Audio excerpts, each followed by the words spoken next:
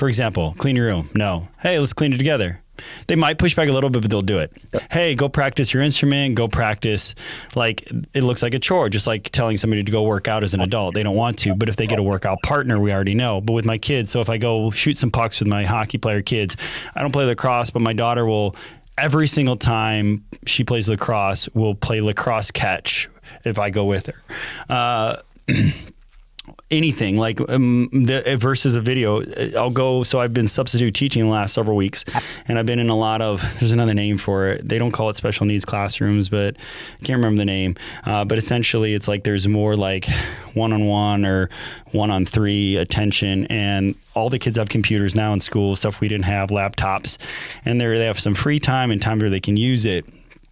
But just being the health guy, I want to get them off of it without saying get off. Plus I'm not in control or in charge. I'm just like helping out.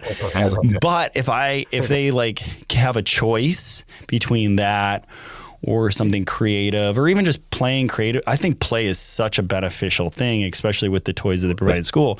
If I go sit down and play with them, they will choose that every single time over the iPad. But if you go tell them to play, they'll get on the iPad, right? Probably because it's easier. They think they like it.